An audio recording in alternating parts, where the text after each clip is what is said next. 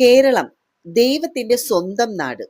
ഈ ഒരു വിശേഷണത്തിൽ നിന്ന് തീവ്രവാദത്തിന്റെ ഒരു വിളനിലം എന്നുള്ള ലേബലിലേക്ക് ഒരു സംസ്ഥാനത്തെ ചുരുക്കി കെട്ടാൻ ബോധപൂർവമായിട്ടുള്ള ശ്രമങ്ങൾ നടക്കുകയാണ്.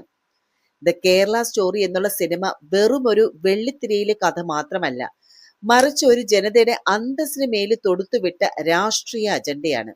ആവിഷ്കാര സ്വാതന്ത്ര്യം എന്നുള്ള കവചത്തിനുള്ളിൽ ഒളിപ്പിച്ചു വെച്ച ആ ഒരു വിദ്വേഷത്തിന്റെ ഈ കനലുകൾക്ക് പിന്നിലെ സത്യം എന്താണ്? അതിനെക്കുറിച്ചാണ് നമുക്കിന്ന് ചർച്ച ചെയ്യേണ്ടത്. വിശദമായിട്ട് തന്നെ പരിശോധിക്കാം. ആദ്യത്തെ കാര്യം അക്കങ്ങളുടെ കളി എന്ന് പറയുന്നത്, അതായത് കെട്ടുകഥകൾ ഇവിടെ പൊളിയുകയാണ് ചെയ്യുന്നത്. 32,000 സിനിമയുടെ ട്രെയിലർ അവകാശപ്പെട്ട ഈ ഒരു കണക്ക് എവിടെ നിന്നാണ് വന്നത്? ലോകത്തിലെ ഏറ്റവും വലിയ ഒരു അന്വേഷണ ഏജൻസികൾക്കോ അല്ലെങ്കിൽ ഇന്ത്യൻ ഇന്റലിജൻസിന് പോലും ലഭിക്കാത്ത എന്ത് വിവരമാണ്, അല്ലെങ്കിൽ ഏത് വിവരമാണ് ഈ ഒരു സിനിമാക്കാർക്ക് ലഭിച്ചത്? കോടതി ഇടപെട്ടപ്പോൾ ഈ ഒരു 32,000 എന്നുള്ള കണക്ക് വെറും 3 ചുരുങ്ങിയത് നമ്മൾ കണ്ടു. 3 വ്യക്തികളുടെ വഴിതെറ്റിയ ജീവിതത്തെ ഒരു സംസ്ഥാനത്തിന് മൊത്തം കഥയായിട്ട് അടച്ചാക്ഷേപിക്കുന്നത് ഒരു ക്രിമിനൽ കുറ്റം തന്നെയല്ലേ? നാഷണൽ ക്രൈം റെക്കോർഡ്സ് ബ്യൂറോയുടെ കണക്കുകളൊന്ന് നോക്കുക. ഉത്തരേന്ത്യൻ സംസ്ഥാനങ്ങളിൽ കാണാതാകുന്ന സ്ത്രീകളുടെയും കുട്ടികളുടെയും ലക്ഷക്കണക്കിന് കേസുകൾ റിപ്പോർട്ട് ചെയ്യപ്പെടാതെയും അതുപോലെ അന്വേഷിക്കപ്പെടാതെയും കിടക്കുമ്പോൾ അവയെക്കുറിച്ചൊന്നും ഒരു സിനിമകൾ പോലും എന്തുകൊണ്ട് വരുന്നില്ല? അവിടെ പോലും ഇല്ലാത്ത എന്ത് സ്റ്റോറിയാണ് ഈ ഒരു കൊച്ചു കേരളത്തിൽ വന്ന് തിരയുന്നത്? ഇതൊന്നും പോരാഞ്ഞിട്ട് ഭക്ഷണവും വിശ്വാസവും തരം താഴ്ന്ന ഒരു പ്രചാരണങ്ങൾ തന്നെയായിരുന്നു. അതായത് ഭക്ഷണത്തിലൂടെ മതം മാറ്റുന്നു എന്നുള്ള തരം താഴ്ന്ന ഒരു വാദം കേരളീയരെ സംബന്ധിച്ചിടത്തോളം അത് പരിഹാസ്യം തന്നെയാണ്. ഒരാളുടെ വായിൽ മാംസം കുത്തി കയറ്റിയാൽ അത് മാറുന്നതാണോ ശരിക്കും പറഞ്ഞാൽ ഈ വിശ്വാസം എന്ന് പറയുന്നത്? വിശ്വാസം എന്നത് ഹൃദയത്തിൽ ആഴത്തിൽ പതിയേണ്ട ഒന്നാണ്. സാമാന്യ ബോധമുള്ള ആർക്കും അറിയാം ഈ ഒരു വസ്തുത. ഇവിടെ എല്ലാവരും അവരവർക്ക് ഇഷ്ടമുള്ളത് കഴിച്ചും ഇഷ്ടമുള്ള ദൈവത്തെ വിളിച്ചും ജീവിക്കുന്നവരാണ്. ഭക്ഷണത്തിന്റെ പേരിൽ മനുഷ്യനെ തല്ലിക്കൊല്ലുന്ന നാടല്ല കേരളം, മറിച്ച് വിശക്കുന്നവന്റെ മതം നോക്കാതെ ഭക്ഷണം നൽകുന്ന ഒരു സംസ്കാരമാണ് നമ്മുടെ കേരളം എന്ന് പറയുന്നത്. ആ സംസ്കാരത്തെയാണ് നിങ്ങൾ ഈ ലവ് ജിഹാദ് എന്നും മറ്റും പറഞ്ഞ് അപമാനിക്കാൻ ശ്രമിക്കുന്നത്. ഇവിടെ നമ്മൾ കാണുന്നത് എന്താണ്? ആവിഷ്കാര സ്വാതന്ത്ര്യമാണോ അതോ വിദ്വേഷ പ്രചാരണമാണോ എന്നുള്ളത്. ആവിഷ്കാര സ്വാതന്ത്ര്യം ഒരിക്കലും ഒരു ജനതയെ കരിവാരി തേക്കാനുള്ള ഒരു ലൈസൻസ് അല്ല. മുൻപ് ചരിത്രപരമായിട്ടുള്ള സത്യങ്ങൾ പറഞ്ഞ് പല സിനിമകൾക്കും കത്രിക വെച്ചവർ ഇന്ന് ഈ സിനിമയ്ക്ക് വേണ്ടി വാദിക്കുന്നത് ഇരട്ടത്താപ്പ് തന്നെയാണ്. കോടതികൾ പോലും ഈ ഒരു വിഷയത്തിൽ അതീവ ഗൗരവത്തോടെയാണ് ഇടപെടുന്നത്. ഒരു സിനിമ സമൂഹത്തിൽ വർഗീയ ചേരിതിരിവ് ഉണ്ടാക്കുന്നുണ്ടെങ്കിൽ അത് തടയേണ്ടത് ഭരണഘടനാപരമായിട്ടുള്ള ഒരു ഉത്തരവാദിത്വം തന്നെയാണ്. ഈ സിനിമയുടെ നിർമ്മാതാക്കൾ എന്തായാലും കോടതിയെ ഭയക്കുന്നുണ്ട്. അത് എന്തുകൊണ്ടാണെന്ന് അറിയില്ല. സത്യസന്ധമായിട്ടുള്ള കഥയാണെങ്കിൽ അത് ഏത് പരിശോധനയും അതിജീവിക്കേണ്ടതല്ലേ? എന്തായാലും ഇത് നമ്മുടെ കേരളത്തിന്റെ സ്റ്റോറിയല്ല. നിങ്ങൾ കാണാത്ത ഒരു കേരള സ്റ്റോറിയുണ്ട്. പ്രളയം വന്നപ്പോൾ ജാതിയും മതവും നോക്കാതെ ഒരുമിച്ച് കൈകോർത്ത മനുഷ്യരുടെ കഥ. അമ്പലത്തിലെ ഉത്സവത്തിന് പള്ളിയിൽ നിന്ന് വെടിക്കെട്ട് സാമഗ്രികൾ നൽകുന്ന ആ ഒരു കഥ. ഒരു മുസ്ലിം സഹോദരന് വൃക്ക നൽകാൻ തയ്യാറായിട്ടുള്ള ഹൈന്ദവ സഹോദരിയുടെ കഥ. ഇതാണ് നമ്മുടെ കേരളം എന്ന് പറയുന്നത്. സിനിമയിലൂടെ നിങ്ങൾ പടർത്താൻ ശ്രമിക്കുന്ന വിഷപുകയേക്കാൾ കരുത്തുണ്ട് ഇവിടത്തെ മനുഷ്യർ തമ്മിലുള്ള സ്നേഹത്തിന്. ആ സ്നേഹത്തെയും സാഹോദര്യത്തെയും ഒരു ഫിക്ഷൻ സിനിമയ്ക്കും കഴിയില്ല എന്ന് മലയാളി തെളിയിക്കും. എന്നാൽ ഇന്നത്തെ സമൂഹത്തിന് ഇത്തരം വിദ്വേഷത്തിന്റെ വിത്തുകൾ പാകി മനുഷ്യരെ 2 തട്ടിലാക്കുക എന്നതാണ് ഇത്തരം നീക്കങ്ങളുടെ ഒരു പ്രാഥമിക ലക്ഷ്യം എന്ന് പറയുന്നത്. നമ്മൾ എന്നുള്ള ആ ഒരു വാക്ക്, അവർ എന്നുള്ള ആ ഒരു വേർതിരിവ് സൃഷ്ടിക്കാൻ ഇത് സഹായിക്കുന്നു. കേരളം പോലെ എല്ലാ മതസ്ഥരും ഒത്തൊരുമയോടെ ജീവിക്കുന്ന ഒരു നാട്ടിലെ അവിശ്വാസത്തിന്റെ നിഴൽ വീഴ്ത്തുക വഴി ഒരു വോട്ട് ബാങ്കുകൾ ഉറപ്പിക്കാനാണോ അതോ രാഷ്ട്രീയ നേട്ടങ്ങൾക്ക് വേണ്ടിയിട്ടുള്ള ഒരു ആയുധമായിട്ട് ഇത് മാറുന്നു? വിദ്യാഭ്യാസത്തിലും ആരോഗ്യത്തിലും സാമൂഹിക നീതിയിലും കേരളം ഉയർത്തിപ്പിടിക്കുന്ന കേരള മോഡൽ പലപ്പോഴും ദേശീയ തലത്തിൽ ചർച്ചയാകാറുണ്ട്.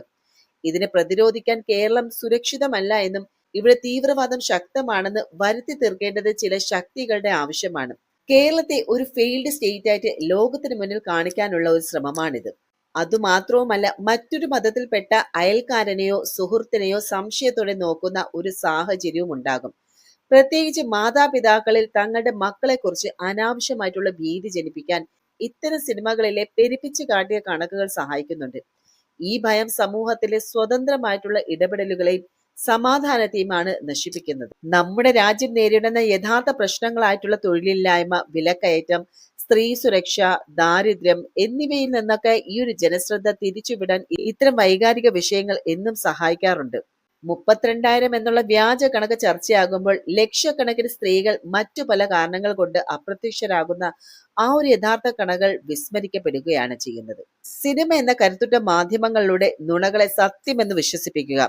ഒരു കാര്യം പലതവണ ആവർത്തിച്ചു പറഞ്ഞാൽ അത് സത്യമാണെന്ന് ജനങ്ങളും വിശ്വസിക്കും. ഇതൊരു തത്വം തന്നെയാണ്.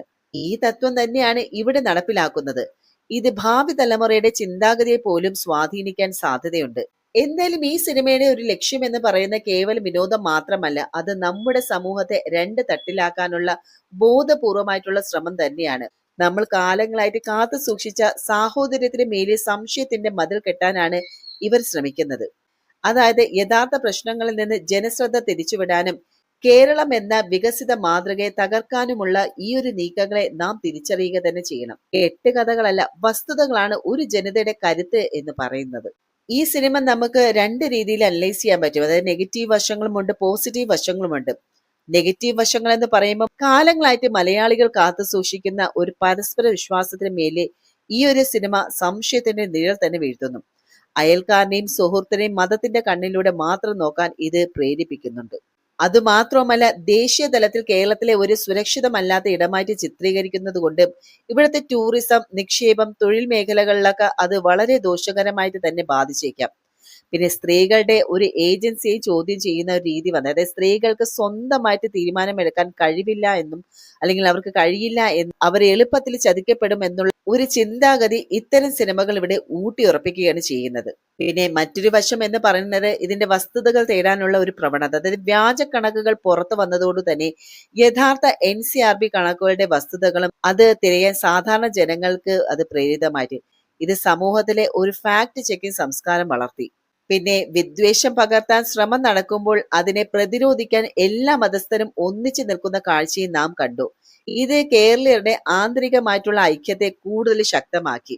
പിന്നെ നാം കണ്ടത് ഒരു ജാഗ്രത, അതായത് തീവ്രവാദ ചിന്താഗതികൾക്കെതിരെയും സൈബർ ചതിക്കുഴികൾക്കെതിരെയും കൂടുതൽ ജാഗ്രത പാലിക്കാം എന്നുള്ള ചർച്ചകളും സജീവമായി. എന്തായാലും കൂട്ടുകാരെ, നമ്മൾ ഇത് ചർച്ച ചെയ്തത് കേവലം ഒരു സിനിമയെക്കുറിച്ച് മാത്രമല്ല, മറിച്ച് നമ്മുടെ നാടിന്റെ ആത്മാവിനെ കുറിച്ച് തന്നെയാണ്. നുണകൾക്ക് ചിറക് വെച്ച് പറക്കാൻ വേഗത കൂടുതലായിരിക്കും, പക്ഷെ സത്യത്തിന് എന്നും ഉറച്ച കാലടികളാണുള്ളത്. കേരളം എന്ന് പറയുന്നത് ഒരു സ്റ്റോറിയല്ല, അതൊരു ചരിത്രം തന്നെയാണ്. വിദ്വേഷം വിൽക്കുന്ന ചന്തകളിൽ തോറ്റുകൊടുക്കാൻ പാകത്തിലുള്ളതല്ല ഇവിടത്തെ മനുഷ്യബന്ധങ്ങൾ.